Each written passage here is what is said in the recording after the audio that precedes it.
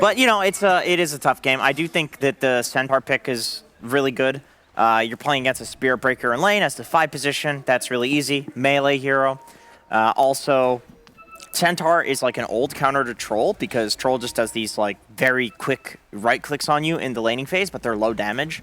And Centaur with the return is quite happy to deal with that. He's actually starting 2 Rings of Protection as well, understanding that matchup very well. Of course, we had some fiery first blood action in the last game. We'll see if we have it again here. Alliance a little more careful this time, sticking to their half of the map, rather than looking for that wraparound that they did attempt in game 1. Misha puts up a nice little ward here, and I wonder if in this game they're going to put the Grimstroke with the Wraith King, and then put Misha bot. Both lanes for the Grimstroke seem pretty good. Got the setup here. Okay. Stun into the EMP. The chase down to the Inkswell. They're in range. They'll take it. First blood for Amar. Okay, looks like they are going to put the Bane with Centaur, with the Nightmare setup on the stun. You like that? Yeah, solid, super solid combo. Usually it's SD that you see with a similar sort of setup, but Bane, of course, works very similarly. Then this gives you the Wraith King Grimstroke lane. That lane doesn't really lose to anything unless you have some way of purging the Inkswell, which Alliance doesn't have anything. So they have a lot of kill threat in both of these side lanes.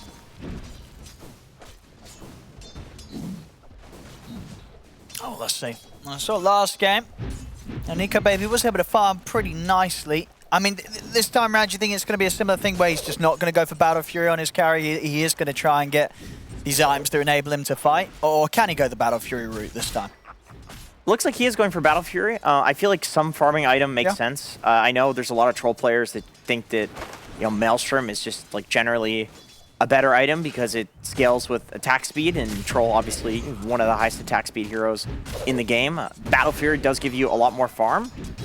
Looks like he has removed it from the quick buy, so he's not entirely sure. I think it does depend on how the game is going for Troll. If your game is good, you get Battle Fury. If your game is a little sussy, you get a Maelstrom because it lets you fight.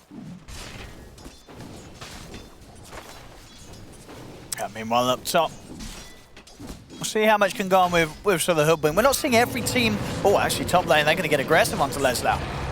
Right, fire blast into the Inkswell. Oh, they're not got quite enough damage. In fact, Aramis able to trade nicely back into the Wraith King there. Getting quite a bit of damage in. Jiraki will have to have a salve popped over to him. Yeah, nice little timing from OG there. Level 2 on Wraith King.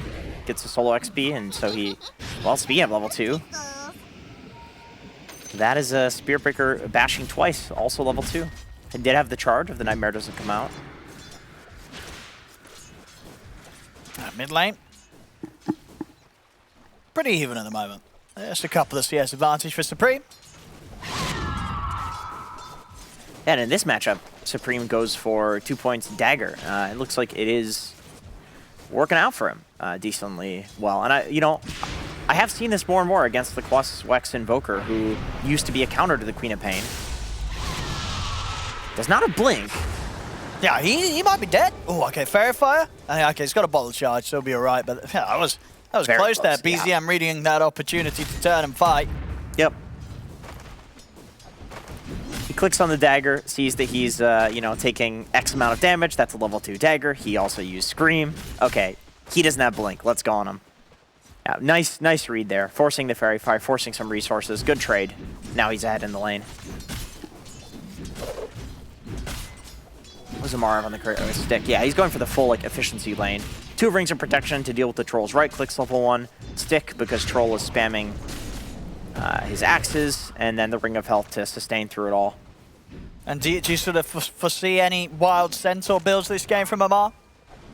I think the last time we saw him play Centaur, he didn't do anything too crazy. This is like the one hero that he doesn't do any like crazy next level build on. That's the setup, man. And Bane doesn't even have Brain Sap. He went for Enfeeble just to outtrade the Spirit Breaker, the right clicks. No, he's got to be careful in that lane. FNG. He starts to get even a little bit low. They'll happily step aside from the lane and take him down. Let's come back in onto the mid, get the refuel for Supreme. Of course, help him out around these 4 minutes. Misha also spawning out the 2 of them, but not looking to make any moves. FNG is going to be making his way back down bottom towards Amar. Actually, Misha is hanging around. It's just to take that ward down. It goes for D ward. I don't know if there's anything you can really do there. He's just kind of in the area, preventative. Not much FNG can do down here either. Amar is about to have his Vitality booster, and then he'll pick up his Vanguard, and he becomes unkillable. But then again, the last time I said that, he got broken and died on that high ground in the last game, so you never know with Amar. He might end up diving the tier 2. Radiant's courier has been killed. See again, Misha. As you say with the Enfeeble, not feeling too scared to trade with FNG, and always has that nightmare. He feels too threatened. FNG actually focusing to swing back into the lane to Amar, but Amar's been good with these hoof stomps, stopping the charges each and every time. Mid lane, setups there. Aramis comes in to help out Supreme as they'll join forces to bring down BZM. A very nice setup. And this is because it's nighttime, and Lelis also goes for an efficiency build, which you see a lot of offlaners doing these days. Just chainmail plus bracer, bunch of stats. So huge effective HP, tons of regen, tons of armor. Very difficult to kill this hero, especially at nighttime. Yeah, he can just be left to himself here, and Aramis can make the moves. Has swung back over to the top lane. The OG are going to try and make a move onto Les now. And honestly, it's pretty close to getting the damage done. They've got enough. They are able to take him. As tanky as it is at this stage, doesn't matter. OG having the damage, and Aramis not able to hold the 2 of them off. Yeah, it's funny, Yuragi went for Blades of Attack first instead of going for the Helm, which is the typical thing that you see on the Wraith King safe lane. And that little bit of extra damage actually gets him the kill there. Charge coming out.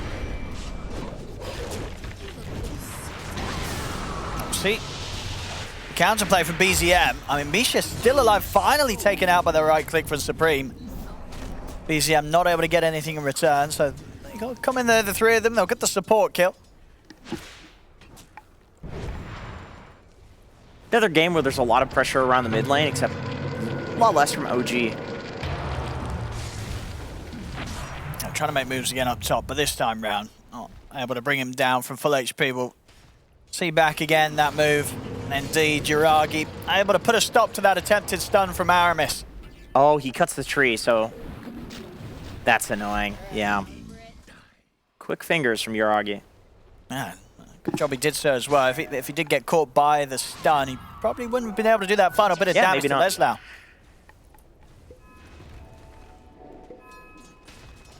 Yep, still, Lelis, you know, he's chilling up here. He's farming pretty well. He's only 100 net worth under the Wraith King, despite that kill going his way. Yeah, Grim plus Wraith King, very strong kill lane, but kills aren't all that matter in terms of farm. At least Lelis is. He is getting access to the creeps. Like he's been last hitting pretty nicely up here. Towards the mid, FNG. So going to help out Supreme as BZM did set up with the combo onto the Queen of Pain. Backups coming in for BZM. Tigers in with the silence. Now leading over with the Inkswell, trying to run down FNG. Doesn't quite get in range, but the right clicks might just be enough. Misha, he's got him with the Nightmare. They'll get FNG and they keep BZM safe. This time round, Alliance not able to join forces and get that kill that they were hoping for. And on the bot lane, you could see Amar just doing some creep cutting shenanigans. He's got the Vanguard, so takes virtually no damage from the creeps, can also farm up the jungle. Going for a blink. No crazy build out of him this time, at least so far. And this is in line with what he typically does on Centaur. Blink, Vanguard, Hood, same old stuff. Yeah, Nico, baby. Very happy though with the space that he's getting, the fact that it has only really been Amar down here recently. Misha been making the moves across the map. You see the bottom lane, they'll bring in BZM, they want to try and take down Nico, baby. Put an end to this area of comfort that he's had. And won't have enough burst with the EMP as Nico Baby will be okay. And Leslau's looking to turn things with the Valpa Supreme as well. BZM knocks them back with a Tornado. Goes for the Ghost Walk TP, but the vision is there. Sentry down as well as a tree. They put a stop to BZM's TP and take his life. Radiant structures are fortified. Good read from OG to understand that everybody was rotating for that. They backed out together almost immediately after going for that play, but turns out it was a little too deep in the enemy jungle, and Alliance was a little bit too quick with the counter rotation. So they end up picking up that kill, very important. All right, Supreme. He's wants that Bane kill, he gets it. Sonic Wave does the damage and Misha's knocked out. Dude, look at both of these mid laners. 3,500 net worth on both of them, roughly. And then the side lanes are just much richer. 5,000, 4,600, 4,300. It's like there's so much pressure on the mid in both of these games that they're actually kind of under-farmed. Yeah, I mean, Amar is definitely like he's over-farmed. I mean, this is going to be a very quick Vanguard Blink Dagger timing. Yeah. This is some pretty insane speed from Amar in this laning stage. I think it might have been SVG that said it back in the first half of the tour, that there are just certain Centaur players that can know how to get farm on the hero. Like, that's the difference between good Centaurs and bad Centaurs, is that these good Centaurs, they know the timings to like cut waves and when to be aggressive, and they just end up being like the most farmed hero in the game. Oh, they're going to come in and try and take him down. He has got Stampede available, Amar. And he's going to run out of there. Hoostomp on a run away with the Stampede. He's fine. And now BZM and Misha maybe seeing if they can catch some of Alliance as they back off from this. They'll take out FNG's courier. Damn. Quite a bit in there. That had a lot of stuff on it. Yeah, I mean, you can send the neutral item back at least, but the smoke and the wards, it's a little annoying. Especially if other wards are on cooldown. You know, you've got a minute where you can't place those. But he's Spirit Breaker, so he can, you know, TP back to base. He's got the tome.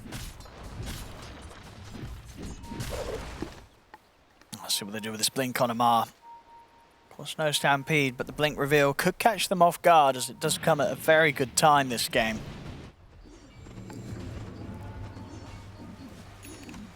I think... Alright. Just uses the ult to back off. No bulldoze on FNG, so you don't see that typical situation where the Soulbind just ends when you cast it on the Spirit Breaker. Oh, they're actually smoking two Amar. Yeah, they want to try and take down Nico Baby. Nico Baby has got the ult, but he might have got a chance to get it off. The grip from Misha locks him down. No chance for a reaction there from Nico Baby. As OG, they take him out, and of course will slow down that Battle Fury that he is looking to try and finish it off. We'll see in the mid. Move being made from, well, at least it was from Alliance, but OG, they turn it around. FNG caught deep behind enemy lines. As OG ready to be very active with this Blink Dagger on Amar, as you can see, just ready to come in and keep his teammates safe around their towers. And 11, 12 minutes in, we're already at a 3K lead. OG getting the advantage, and Yuragi and Amar getting very stacked very early on. Yeah, and speaking of stacked, Misha, once again, is stacking up the jungle, 6 camps stacked, and 5 from Taiga as well. Yeah, that's gonna be pretty big. Probably those will go to Amar, honestly, just because he's the only hero that can really take those super quickly. Maybe Wraith King. I mean, he's having a decent game, but it's a little slow. There we go, top they go. Looking for Taiga, but they're a little careful about how they go for it. Lesnar will now recommit. Stampede's at the ready. OG's coming over. Alliance, they've got to back off and trying to kill the support potentially. As Misha, he holds back Lesnar. FNG is in with the ult, but this is a lot of time for OG to come in. Jump ball from Amar, in with the Hoostop double edge, takes out FNG. The Soulbind linking up the two of them. Lesnar trying to run. He cannot get out the reach of Amar as it's double kill for this Centaur. They should be able to clean up Nico Baby as well. Set up there for Amar to pick up the triple. I mean, you could feel the hesitation there from Alliance. It was as if they knew that it wasn't going to be a good move to make. And indeed, it certainly wasn't. Cost them 3 lives diving behind the tower, and a tower that still stands. Yeah, in both of these games, we've seen huge impact from these supports, in particular Bane, in both of the games where he gets gone on and they just like barely survive because of a raindrop or a fluffy hat. Like both of the supports surviving at low HP is hugely impactful. Like, if he does not have the Fluffy Hat here, he had 170 HP. The Fluffy Hat gives 125. Like, he's gonna die there. And this leads to the turnaround play. MR comes in, he's got a DD. Bane comes in, gets a second round of spells off because he survived. Yeah, I mean, can't get the ult off on Troll. That move just hurts big time for Alliance, especially when it does involve Nico Baby's Troll, a Troll working on a Battle Fury. He gets slowed down. They can't afford to have any more of those moves. And it was Leslaw's nighttime as well. And mid lane, Misha. He's ready with the control. Grips there, looking down onto the Queen of Pain. The 6-12 follow-up. Deafening Blast crashes through the two of them. They're taking out Supreme. FNG's not able to escape this Aramis either. As the silence is out, 3 more kills for OG. We may have had a bit of a back and forth game in game 1, but this game 2, it's starting off pretty painfully here for Alliance. Yeah, this is rough. And OG, they do have pushing heroes too. Both the Centaur and the Wraith King, particularly if both of these heroes have good games. You know, you have the Deso coming out on the Wraith King, the Centaur super tanky so he can tank the tower shots. They have the ability to close out this game pretty early, and here, Lelis has nothing. No nighttime. He is very dead. Back over on the bottom side of the map, OG, they've invaded Alliance's jungle. And they may just take some more kills here. FNG taken out by the crit and the EMP. They're trying to fight Yuragi. I mean, Yuragi has got reincarnation, so he really doesn't care too much at all about Alliance's 3 heroes here, and they know it. They'll step away. They're going to struggle to fight until Nico Baby gets sort of the Battle Fury plus the next item, but it's going to take time, and OG, it doesn't look like they're going to be giving that sort of time to Alliance whatsoever with the moves they're making, especially around Amar and that quick blink Vanguard timing that he was able to open up this game with. No, Alliance is banking on some, like, double silence from Night Stalker, 3-man ult from Queen of Pain, you know, really good bushwhack. Like, they need to combo their spells. On mid, really well. Nico Baby's trying to push out far in the mid lane. They just jump straight on him. The map is not a safe place right now for this Troll. Yeah, this is oppressive, man. They have the heroes to deal with all of Alliances. I mean, these moves from OG, they're just not slowing down. As soon as they catch Nico Baby in the mid lane, they catch Supreme up top. It's getting pretty bloody here. Yeah, this is rough. It looks like OG put their tryhard pants on this game. Yeah. Maybe this is another one of those situations which we've seen repeated throughout the DPC where you feel like a match should kind of go your way, and so maybe you don't play to your full potential, and then the next game you realize, okay, let's just go for the jugular. Man. Yeah, they're being very oppressive right now. 4-16, taking over the triangle. I imagine OG will probably smoke across too. They're not going to let Alliance move out into their jungle at this point. Like, they should be locked inside their base. Roshan's probably the next objective as well. Maybe they even just do it here. I mean, they certainly could with Yuragi and the Deso. Forward spirits as well. Good amount of minus armor. There we have it. Into the pit. And I don't think Alliance is going to want to come anywhere close to this one. And I don't know what you can do, because your potential steal hero is Night Stalker, but if you're using your Night Stalker ult and then OG just walks out and then you don't have the Night Stalker ult for the fight, with a 10k gold deficit at 17 minutes, there is zero chance that you can fight without Night Stalker ult. The vision that it provides, the damage that it provides is way too much. And they end up giving the Aegis to BZM because Yuragi, of course, has his own built-in. It's not exactly at the point where a high ground siege can happen unless a bunch of people on Alliance end up going down. So they give it to the hero that's more of the fighting type hero, which is usually the mid laner in BZM. Radiant's middle tower is under attack.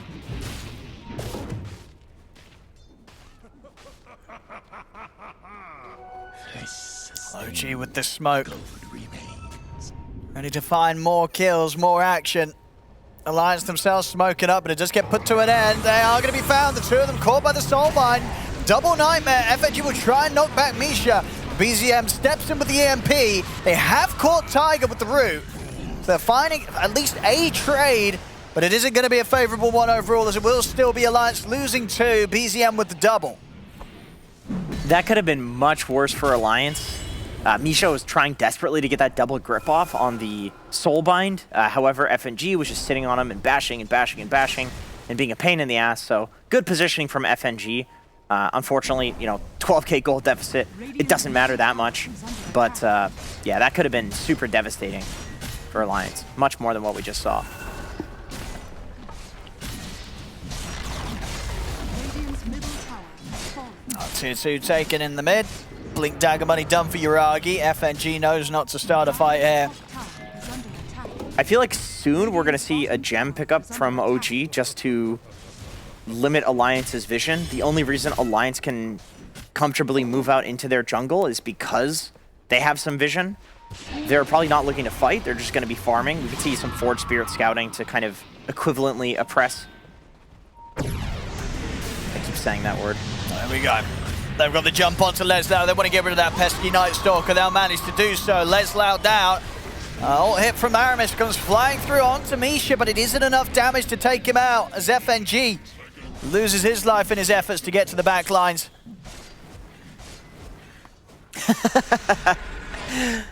Goes for the deny. Very good. If he switched to Exort, he may have gotten him there. Yeah, I think he would have at this stage. Yeah. There with the Exort up. BZM, It hurts. you gotta do the calculations on these things, dude. Could have killed your captain.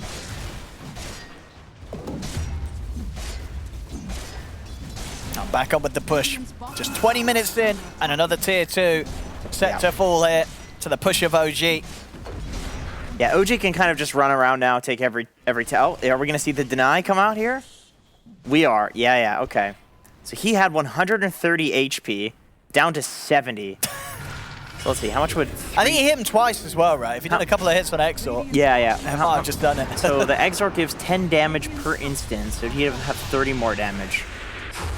It would have been close. He would have killed him, Owen. He would have killed him. Yes. Well, back in action, Supreme got caught out.